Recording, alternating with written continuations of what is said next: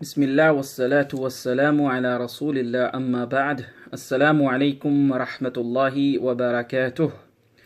Brothers and sisters in Islam, we know that we make dhikr of Allah subhanahu wa ta'ala in various ways that are narrated in the Sunnah of Rasulullah sallallahu alayhi wasallam in order to achieve or acquire the reward and the pleasure of Allah subhanahu wa ta'ala. One of the ways that we can increase that reward and increase in acquiring the pleasure of Allah subhanahu wa ta'ala is to attach meaning to that which we utter.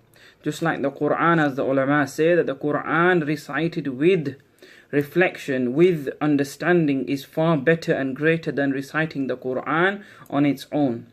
So in achieving this, inshallah, today in this short video, I just want to talk about what the meaning of the phrase Subhaan Allah actually entails.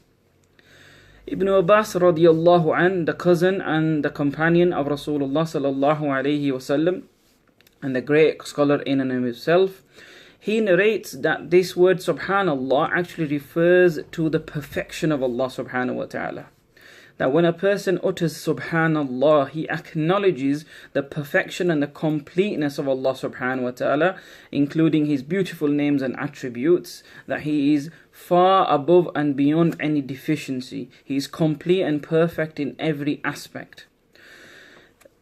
The scholars also mention and refer to the fact that the Arabs in the time of the Prophet ﷺ would use this phrase or this word Subhan when they would try or when they would talk about negating some deficiency regarding somebody or something, and to remove and to affirm its greatness or its grandness or exaltedness above something. They would use this phrase Subhan.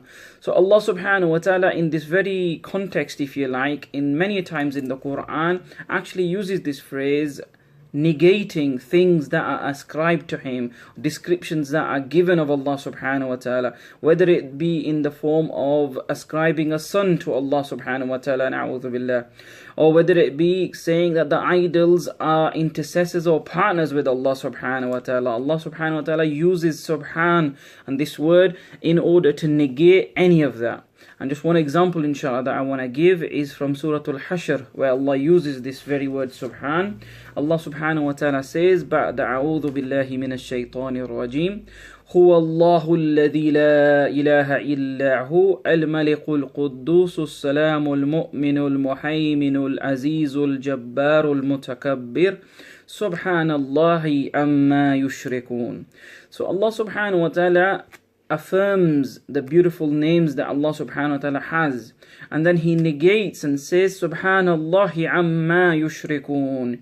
However, Allah is far above and beyond, far greater than anything that is ascribed by the mushrikeen to Allah subhanahu wa ta'ala in terms of the idols, in terms of anything else. So inshallah, next time that you say or utter this phrase Subhanallah in your adhkar, then inshallah bear these meanings in mind, that what you are actually referring or affirming rather when saying Subhanallah is you are acknowledging and affirming the exalted nature of Allah subhanahu wa ta'ala, the perfection and the completeness of Allah subhanahu wa ta'ala, and how far Allah subhanahu wa ta'ala and above is from any deficiency that could be ever thought of. May Allah subhanahu wa ta'ala increase us all in knowledge, and may Allah subhanahu wa ta'ala give us the tawfiq to increase in our dhikr of Him. Wa sallallahu wa sallam ala nabiyyina Muhammad wa ala alihi wa sahbihi ajma'in. Jazakumullah khair. Wassalamu alaikum wa rahmatullah.